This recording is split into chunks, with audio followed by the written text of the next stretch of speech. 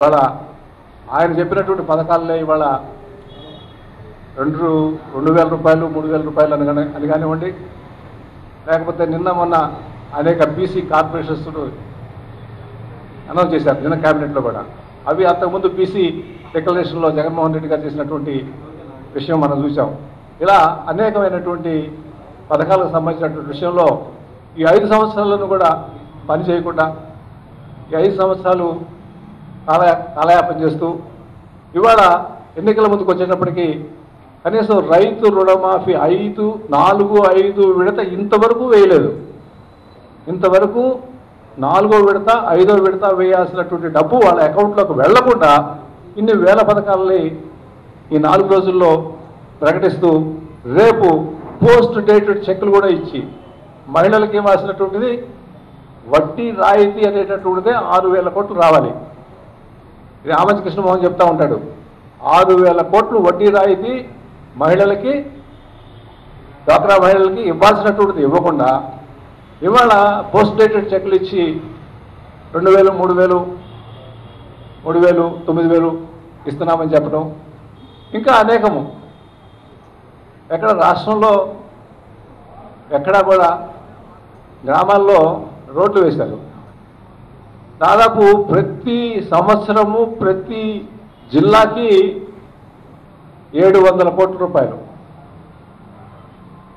ఇది కేంద్రం నుంచి వచ్చేటటువంటి ఉపాధి హామీ నిధులు. అంటే 5 సంవత్సరాల్లో 35,000 నుంచి 40,000 కోట్లు. వాటితోటి వేసినటువంటి రోడ్లు కానివ్వండి, వాటితోటి వేసినటువంటి నిర్మాణాలు కానివ్వండి చూపిస్తూ ఇది అభివృద్ధి అనేటటువంటిది మళ్ళీ వాళ్ళని ఎంత దుమ్మిపోస్తున్నటువంటి విధానం చూసాం. వాళ్ళు ఇచ్చినటువంటి గృహ నిర్మాణానికి శంకుస్థాపనలు చేసి అవి ఎక్సెస్ రేట్లకి మళ్ళీ కాంట్రాక్టులకు ఇచ్చి నిర్మాణం చేసామంటాం. వాళ్ళు ఇచ్చినటువంటి లాటరీనిక్ డబ్బులతోటి 15,000 రూపాయలు ఒక్కొక్కదానికి కొన్ని లక్షల లాటరీస్ కడుతూ మళ్ళీ వాళ్ళని దుమ్మెత్తిపోవటం, ఇవి మంచిదే, ఎవరో ఒకరు ఇచ్చారు చేస్తున్నారు అనేటువంటి దానికి సంతోషమే. ఇక రాష్ట్రంలో జరిగేటటువంటి మిగతా విషయాలకు వచ్చేటప్పటికీ ప్రతిదానికి కూడా ఇవాళ ఒక మాట, రేపు ఒక మాట, ఎల్లుండి ఒక మాట. ఇవి ఈ మధ్య ఈ సందర్భంలో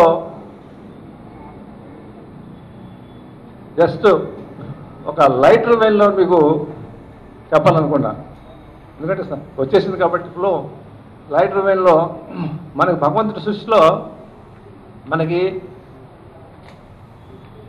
జీవులు 4 రకాలుగా ఉంటారు. ఒకటి భూచరాలు. భూచరాలు అంటే మనుషులు, జంతువులు, వీరు. తర్వాత జలచరాలు ఉంటారు. జలచరాలు అంటే మన చేప, తిమింగలం. తర్వాత ఉభయచరాలు ఉంటాయి, నీటిలోనూ భూమి మీద, కప్ప లాంటి వాటి. తర్వాత ఖేచరాలు అంటారు. ఖేచరాలు అంటే పక్షులు, పైన ఆకాశంలో తిరుగుతూ ఉంటాయి ఖేచరాలు. కానీ భగవంతుడి సృష్టిలో ఇంకొక 5వ సృష్టి కూడా జరిగిందేమో అనేటటువంటిది నాకు అప్పుడప్పుడు అనుమానం వచ్చి ఈ మధ్య రూఢిగా నిజం అనిపించింది. అది ఒక వింతజీవి. ఆ వింతజీవి ఎవరంటే మా తోడరుడు. ఆయన పొద్దున ఒక మాట, సాయంత్రం ఒక మాట, రేపు ఒక మాట, నిన్న ఒక మాట. ఇది మరి ఎట్లా సాధ్యమనంటే నిజంగా వింతగానే మనకు గోచరిస్తూ ఉంది. నిన్న నేను చెప్పాను కదా, రుణమాఫీ చేయకుండా మళ్ళీ ఈ యొక్క వరాల్లో ప్రకటించిన దగ్గర నుంచి ప్రత్యేక హోదా అవసరం లేదు, ప్యాకేజీ ముద్దు అని నిన్న చెప్పడం, మళ్ళీ లేదు ప్రత్యేక హోదా కావాలని చెప్పడం దగ్గర నుంచి పోలవరం ప్రాజెక్టు విషయానికి వచ్చినప్పుడు చెప్పాలి మీకు. పోలవరం ప్రాజెక్టు సంబంధించినటువంటి పోలవరం సోమవారాన్ని పోలవరం అనో లేకపోతే 300-400 కోట్లు పెట్టి అందరినీ చూపించడం, నేనే చేస్తున్నానని చెప్పడం, కేంద్రం మొత్తం నిధులు ఇస్తున్నా కూడా ఏం చెప్తా ఉన్నారు. ఈ పోలవరానికి సంబంధించినటువంటి విషయంలో 96లో దేవయ్యగౌడ ప్రధానమంత్రి, ఆ రోజున ఎర్రన్నాయుడు, ఉమారెడ్డి వెంకటేశ్వర్లు 4 మంత్రులు ఉన్నారు. ఆ రోజున ఎర్ర నారాయణ స్వామి అని చెప్పి ఇప్పుడు కూడా బతికే ఉన్నారు కావాలంటే. పోలవరం సాధన సమితి అనేటటువంటి ఒక ఆర్గనైజేషన్ తోటి ఆయన ఉద్యమం మొదలుపెట్టాడు. వీరభద్రరావు అని చెప్పి కడియం ఎమ్మెల్యే సైకిల్ యాత్ర చేశాడు ఢిల్లీ దాకా. తర్వాత దేవయ్యగౌడ గారు సమావేశం ఏర్పాటు చేసి ఆ సమావేశంలో ఈ మంత్రులు ఉన్నారు, planning board chairman Madhu Dandavate ఉన్నాడు, ఫైనాన్స్ సెక్రటరీ ఉన్నారు, జనవరుల సెక్రటరీ ఉన్నాడు, జనవరుల శాఖ మంత్రి ఉన్నాడు. అందరినీ కూర్చోబెట్టి పోలవరానికి మీరు పంపించండి రిపోర్టు, దాని ఎస్టిమేషన్ వేసి నేను దాన్ని శాంక్షన్ చేస్తానని చెప్పి ఆంధ్రజ్యోతిలోనే వచ్చింది. అది నా దగ్గర నిక్షిప్తంగా పెట్టుకున్నాను, చూపించడం సాధ్యం కాదు, దీంట్లో ఉంది. ఆంధ్రజ్యోతిలోనే వచ్చింది. ఆయన చెప్పినటువంటి మాట. ఆ రోజు చంద్రబాబు గారి యొక్క ప్రవర్తన ఏంటో తెలుసా? పోలవరం లేదు, గెలవరం లేదు. ఆయన ఎందుకన్నాడంటే పోలవరం కూడా ఇస్తారని. ఆయన ఆల్మట్టి నారాయణపూర్ డ్యాములు కట్టుకోవడానికి, ఎత్తు పెంచుకోవడానికి ఆయన వీళ్ళు అడ్డు చెబుతారేమో ఆంధ్ర వాళ్ళని చెప్పి పోలవరం మీరు తీసుకోండి కావాలంటే అని చెప్పి దేవేగౌడ ఇస్తే ఆ రోజు పోలవరం వద్దు, గెలవరం వద్దు, ఇంకా ఎర్రా నారాయణ స్వామి గారి యొక్క పిలిచి నువ్వు ఉద్యోగం చేయడానికి వీల్లేదు, నువ్వు మానుకో అని ఆయన పిలిచి ఇప్పటికీ బ్రతికే ఉన్నాడు. ఆయన కావాలంటే అడగండి. వెస్ట్ గోదావరిలో ఎంపీగా ఉన్నారు, మంత్రిగా చేశాడు ఆయన. ఇది ఆయన చేసినట్టు. ఇవాళ వచ్చే చెప్తున్నారంటే పోలవరం నేనే, అసలు పోలవరం నేను లేకపోతే లేదు అని చెప్తూ మాట్లాడుతుంటే ఏం చేయాలి? ఇలా అనేక విషయాలకి మనం గమనించినట్లయితే ప్రతిదీ నిన్న ఒకటి, ఇవాళ ఒకటి, రేపు ఒకటి చేస్తున్నటువంటి విధానం మన కళ్ళ ముందు కనపడతా ఉంది. కాబట్టి రాజధానికి సంబంధించినటువంటి విషయంలో కూడా భూములు తర్పణం చేయటం మనం చూస్తూ ఉన్నాం. ఒకరికేమో 4 కోట్లు అంటారు, ఒకరికి 2 కోట్లు అంటారు, ఒకరికి 10 అది అంటారు. ప్రభుత్వ రంగ సంస్థలు అయితేనేమో 2 కోట్లు 3 కోట్లు, అదే కావాల్సినటువంటి వ్యక్తులకైతే ఏ విధంగా ఇస్తున్నారో మనం చూస్తున్నాం.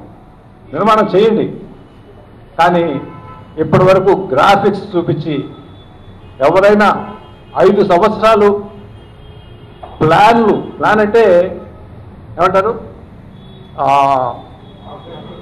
ఆకృతులు, డిజైన్స్ అప్రూవ్ చేయడానికి 5 సంవత్సరాలు పడుతుందండి.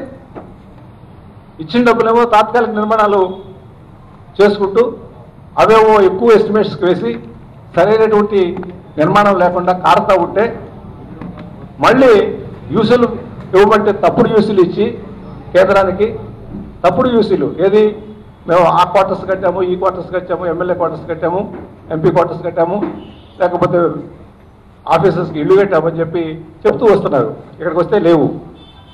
ఇంకా అంతెందుకు, నేను మనకి విజయవాడకి గుంటూరుకి 500 కోట్లు మురుగు కాలువలకి ఇస్తే, మురుగు కాలువలు అంటే డ్రైనేజ్కి ఇస్తే ఇంతవరకు 50% చేశారా, 60% చేశారా? ఇది ఒక్కటి చాలు మీకు.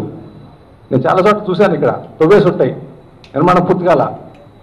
500 కోట్లు ఇస్తే మనకి ఇక్కడ నిర్మాణం పూర్తి కాల, 5 సంవత్సరాలు అవుతా ఉంది. అది అధికారికంగానే చెప్పారు. ఒక 3 నెలల క్రితం మేము గొడవ చేస్తే మేము 22% చేసాం, 32% చేసామని చెప్పి అధికారికంగా చెప్పారు. అదేవిధంగా మన ఫ్లైఓవరు ఏది ఆ వారధి కరకదుర్గ దగ్గర ఫ్లైఓవర్ ఇప్పటికీ పూర్తి కాలేదు.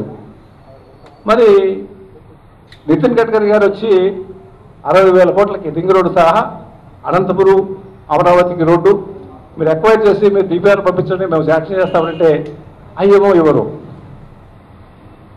ఉక్కు ఫ్యాక్టరీ సరైనటువంటి రిపోర్ట్ పంపించమంటే పంపించకుండా మేమే చేస్తాం, మీరు చేస్తాం, మేమే చేసుకుంటాం అన్నప్పుడు ఇక అడగడం ఎందుకు? అలాగే రామాయపట్నం పోర్టుకి మీరు ప్రపోజల్ పంపించండి అంటే పంపించకుండా మొన్నటి వరకు కాలయాపన చేసి ఇప్పుడేదో శంకుస్థాపన చేయటం, ఎలక్షన్స్ ముందు శంకుస్థాపన చేయటం. ఈ ఎలక్షన్స్ ముందు ఈ శంకుస్థాపనలకు మళ్ళీ కోట్లు. నేను ఈ మధ్య ఇంకొకటి కూడా చెప్పాలి మీకు.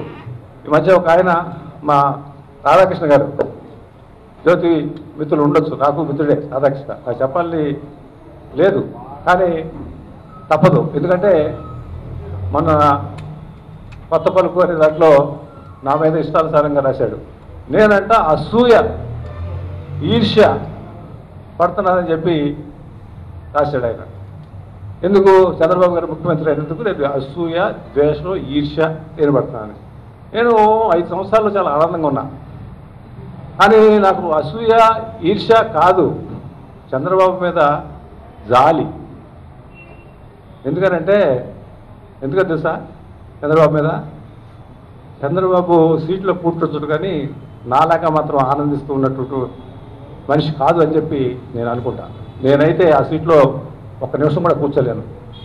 రోజు సోషల్ మీడియాలో కామెంట్స్, తిట్లు భరించలేం. ఎందుకు? అబద్ధం. జనాలకి అబద్ధాలు చెబుతూ రోజు చెబుతూ ఉంటే ఆ సోషల్ మీడియాలో వచ్చినటువంటి కామెంట్స్ చూసుకుంటే ఎవరు కూడా సంతోషంగా ఆ సీట్లో కూర్చుంటారనంటే ఇక వాళ్ళ కర్మకు వదిలేయాల్సిందే. నాకు అసూయ కాదు, ఈర్ష్య కాదు, నాకు జాలి. ఇది నిజం, వాస్తవం. ఆయన మీద రోజు పడేటటువంటి సెటైర్లు, ఆయన్ని ఇది అఖిలేష్ యాదవ్ లేకపోతే మాయావతితో ఒకటారు అంటారు, కానీ వాళ్ళు పక్కకు వచ్చి మాట్లాడేది ఇది ఇంగ్లీష్ రాదు, తెలుగు రాదు అనకూడదు. కానీ వాళ్ళు ఈయన మాట్లాడేది ఏంటో భాష మనకు అర్థం కాదనేటువంటి తీరులో మాట్లాడుతున్నాడని వాళ్ళు నవ్వుకుంటున్నటువంటి తీరు చూసాం. అంతెందుకు, నువ్వు రోజు మాట్లాడుతుంటావే నీ కార్యకర్తలో, నీ మంత్రులు, నీ దగ్గర పనిచేసేటటువంటి ఆఫీసర్స్ రోజు టెలికాన్ఫరెన్స్లో పొద్దున్నే స్టార్ట్ అవుతుంది, గంటన్నర 2 గంటలు. ఆఫీసర్స్ తర్వాత బయటకు వచ్చి చెప్పుకుంటారు, ఏంట్రా బాబు ఈ శుద్ధి ఈయన. ఒక కలెక్టరు ఈ మధ్య చెప్పాడు నాకు, మా జిల్లాకి 90 సార్లు వచ్చాడండి ముఖ్యమంత్రిగా. 90 సార్లు వస్తే నా పని కలెక్టర్ ఉద్యోగమా? నేను డ్వాక్రా మహిళల్ని బస్సులేసి తీసుకొచ్చి స్టేజీలు కట్టి టెంట్లేసి వాళ్ళకి కాఫీలు, టిఫిన్లు, మజ్జిగ, అన్నాలు పెట్టి చేయటవా? ఇంకా దాన్ని దాటి ఒకటి చెప్పాడు చిత్రం. ఇంకోటి ఏంటంటే దాటి ఏంటంటే ఇవాళ కలెక్టర్ గారు కూడా స్టేజ్ మీద ఉంటారు, ఉపన్యాసం అంటే అది కూడా చెప్పారు. ఉపన్యాసం, సేమ్ ఉపన్యాసం. ఇది కలెక్టర్స్ మీటింగ్స్ ఉన్నదే, దీక్షలు అదే, లేకపోతే డాక్టర్ మహిళలకు సంబంధించినట్టు కానీ శంకుస్థాపన కానీ సేమ్ ఉపన్యాసం ఉంటుంది, తేడా ఉండదు. నిద్రపోతూ ఉంటారట మధ్యలో వెనుక వచ్చి ఈ మీటింగ్లో ఉన్నావా, గత మీటింగ్లో ఉన్నావా అని సడన్గా అనుకుంటారంట. ఇంకొక కలెక్టర్ చెప్పారంటే, మా పని ఇప్పుడు ఏంటంటే, ఇప్పుడు బ్లాక్ల వారిగా కూర్చోబెడతాం కదా, ఈయన ఖాళీ కుర్చీలు అవుతాయేమో అనే భయంతో అంటే లేచిపోతూ ఉంటారు.